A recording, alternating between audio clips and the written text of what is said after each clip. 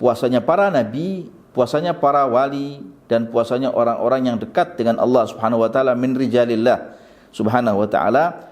Dikatakan oleh para ulama, puasa orang-orang khusus bukan hanya menjaga diri dari perbuatan maksiat secara lahir, tapi mereka juga menjaga maksiat secara batin. Artinya mereka tidak mungkin berbuat maksiat baik dari segi lahiriahnya yang zahir ini, ataupun bahkan di dalam masalah maksiat yang bersifat batin, hati misalnya, yang condong kepada dunia, condong kepada selain Allah Ta'ala atau akhirat, mereka jauhi itu semuanya.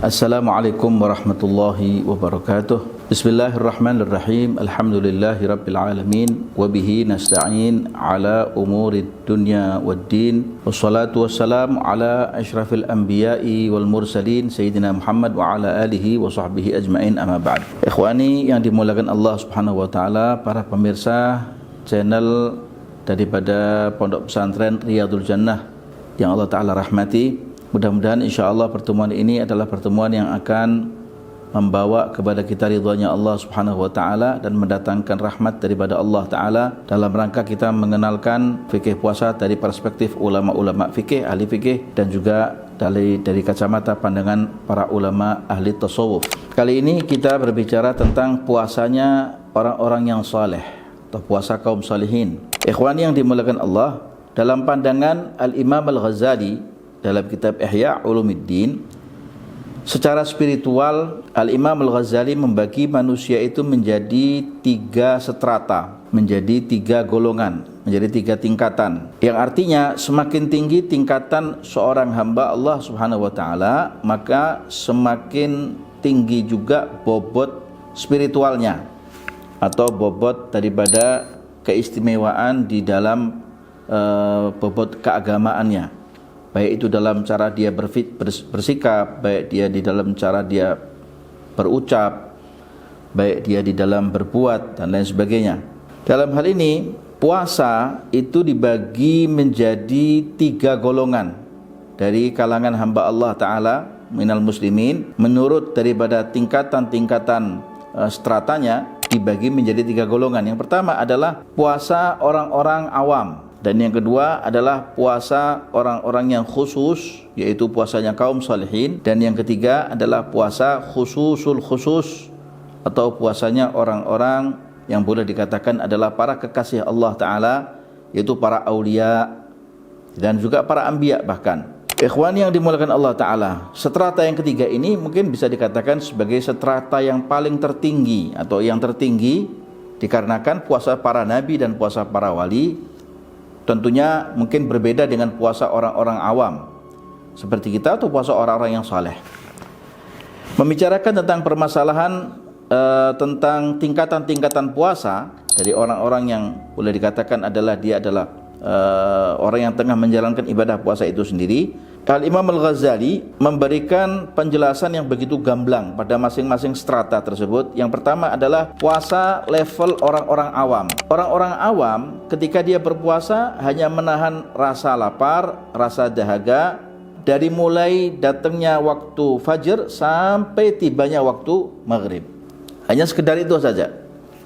Hanya menahan rasa lapar, menahan rasa dahaga, dan menjauhi hal-hal yang membatalkan puasa seperti jima dan lain sebagainya.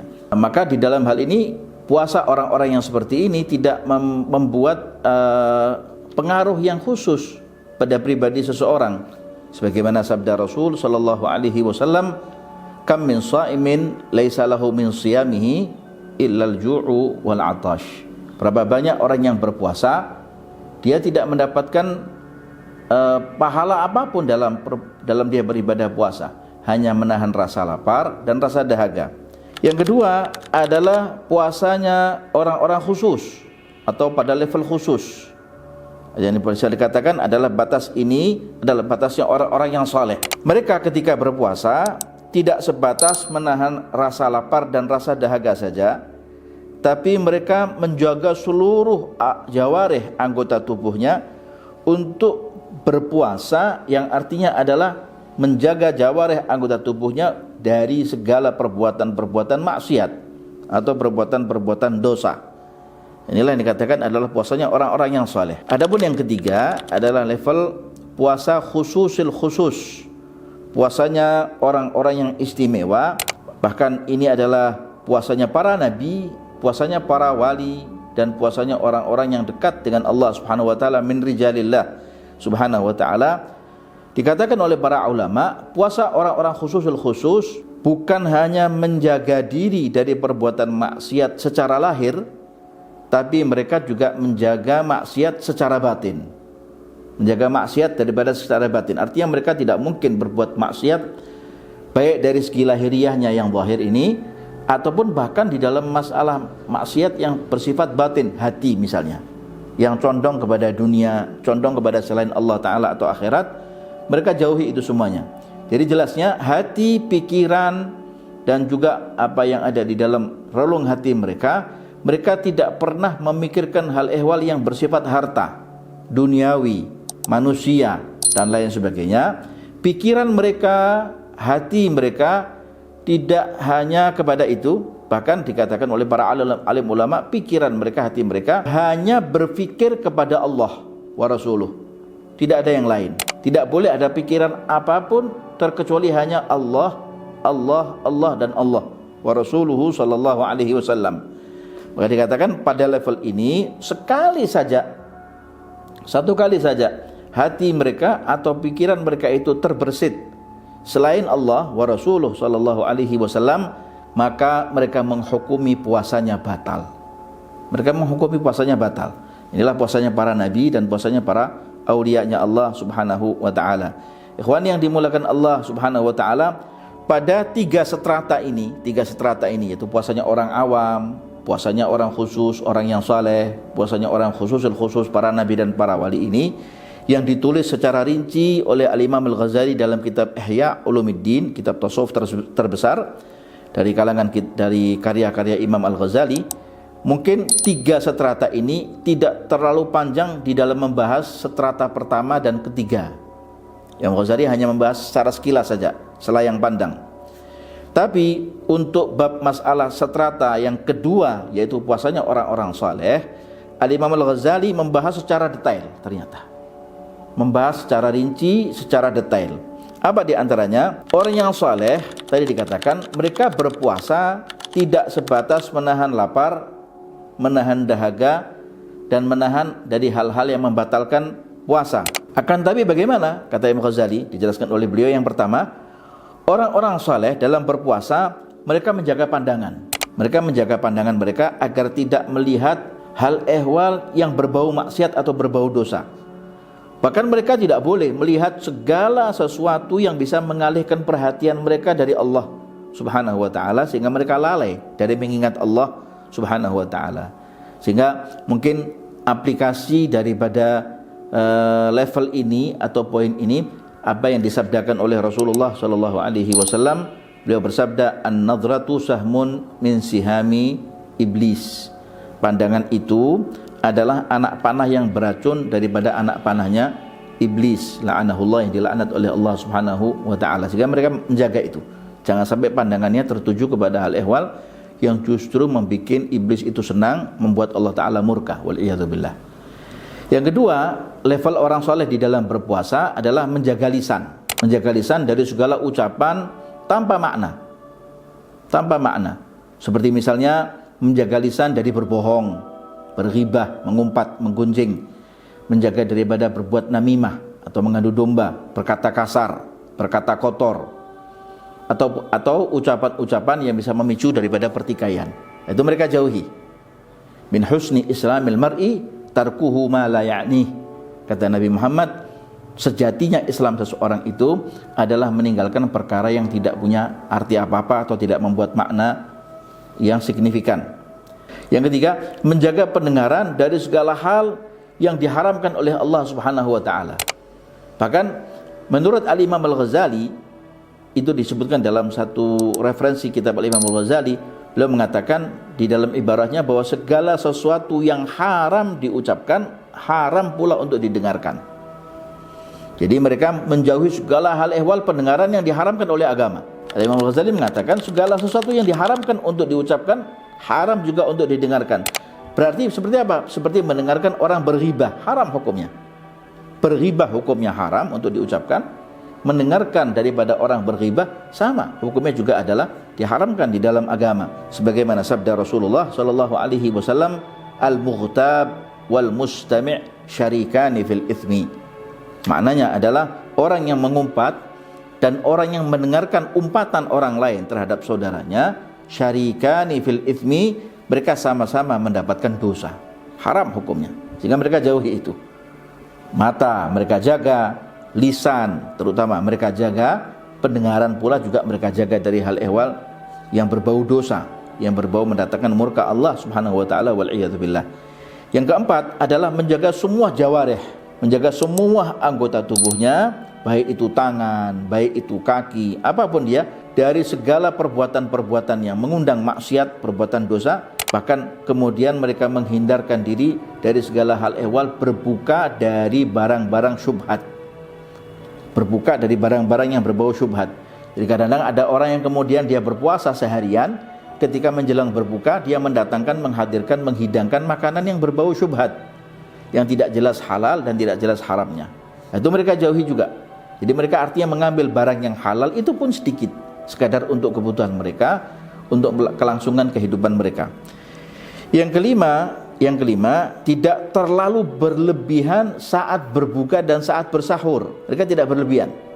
Itu mereka jaga juga. Inilah puasanya orang yang saleh, tidak berlebihan saat mereka berbuka, yang sekiranya perut mereka itu sudah tidak terlalu kenyang. Karena dikatakan bahwa perut yang paling dibenci oleh Allah Subhanahu wa taala adalah perut yang terlalu kenyang dari makanan ataupun dari minuman, hatta dipenuhi dengan makanan-makanan yang halal sekalipun. Itu dibenci oleh Allah taala kalau terlalu kenyang, baik dari makan ataupun minum. Dan yang terakhir, yang keenam, adalah setelah berbuka, para orang saleh setelah berbuka, maka hati mereka itu berada di dalam kondisi yang rasa harap dan rasa cemas. Apakah puasanya selama ini diterima, ataukah kemudian Allah Ta'ala menggabulkan segala apa yang mereka lakukan dari ibadah puasa, ibadah tarawih, ibadah-ibadah yang lain yang mereka lakukan selama itu. Jadi dibarengi dengan rasa cemas, dibarengi juga dengan rasa harap kepada Allah Subhanahu wa taala agar puasanya diterima oleh Allah Ta'ala. Mereka mengharapkan, tapi mereka cemas, khawatir apabila puasa ini menjadi syahidan alaih wa hujjatan alaih, menjadi saksi yang buruk nanti di mata Allah Subhanahu wa taala, karena mereka tidak menjalankan perintah Allah Ta'ala itu dengan sebaik-baiknya. Itulah hati orang-orang yang saleh. Terakhir ikhwani yang dimuliakan Allah Ta'ala, Al-Imam Al-Ghazali mengutip perkataan seorang ulama yang cukup menohok. Apa kata Imam Ghazali? Yaitu beliau berkata, kam min sha'imin muftir wa kam min muftirin sha'im. Kam min sha'imin muftir wa kam min muftirin sha'im. Beliau mengatakan banyak orang yang berpuasa, tapi sejatinya mereka adalah tidak berpuasa. Tapi sebaliknya, banyak orang yang tidak berpuasa, tapi sejatinya dia adalah orang yang berpuasa. Nah, bukan berarti kemudian kita tidak berpuasa lalu kita kemudian mendapatkan pahala puasa. Bukan begitu maknanya. Tetap kita di dalam bulan Ramadan wajib menjalankan ibadah puasa. Sebagaimana yang disyariatkan, menahan daripada hal ehwal yang membatalkan puasa, dari mulai terbitnya fajar sampai terbenamnya matahari maghrib dengan niat yang sudah digariskan, yang sudah diajarkan oleh syariat. Tapi makna yang di atas yang dikutip oleh Al-Imam Al-Ghazali, kam min sha'imin muftirun wa kam min muftirin sha'imun. Berapa banyak orang yang berpuasa itu sejatinya mereka adalah tidak berpuasa, dan berapa banyak orang yang tidak berpuasa bahkan itu sejatinya mereka adalah orang yang berpuasa. Artinya Al-Imam Al-Ghazali memaparkan, menjelaskan, menerangkan bahwa orang yang berpuasa sejatinya mereka adalah orang yang menahan lapar dan dahaga. Ada kalanya orang berpuasa, dia hanya menahan lapar, dia hanya menahan dahaga, menahan hal ehwal yang membatalkan puasa, tapi maksiatnya tetap istiqamah. Jadi bukan berarti dia adalah orang yang berpuasa.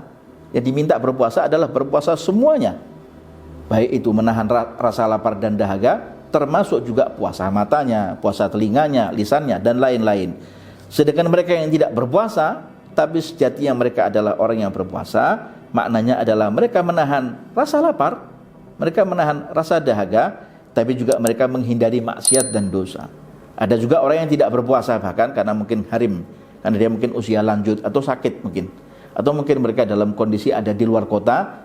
Sejatinya mereka sebelum datang atau sebelum masuk kepada batas kota, mereka sudah keluar kota di bulan Ramadan begitu, sampai di tengah jalan mereka tetap ibadah, menjaga ibadahnya kepada Allah, menjaga pandangannya, lisannya, telinganya dari perbuatan-perbuatan maksiat, sehingga dikatakan mereka walaupun tidak berpuasa, tapi mereka menghindarkan diri mereka dari perbuatan dosa dan perbuatan maksiat. Tidak hanya menahan rasa lapar dan dahaga saja, tapi mereka semua anggota tubuhnya pun ikut berpuasa kepada Allah Subhanahu wa taala. Dan karena Allah, itulah yang dikatakan as-saumu li, kata Allah dalam hadits qudsi, as-saumu li wa ana ajzi bihi. Puasa itu hanyalah untuk aku, kata Allah, dan aku sendiri yang akan memberikan imbalan pahala kepada orang yang berpuasa karena Allah Subhanahu wa taala. Mudah-mudahan insyaallah lewat daripada channel ini kita memahami bagaimana sejatinya puasa yang harus kita lakukan karena Allah Subhanahu wa taala, agar supaya kita mendapatkan predikat la'allakum tattaqun, agar kalian menjadi orang-orang yang bertakwa, dekat kepada Allah Subhanahu wa taala. Wassallallahu ala sayyidina Muhammad wa ala alihi wa sahbihi wasallam, walhamdulillahi rabbil alamin. Wassalamualaikum warahmatullahi wabarakatuh.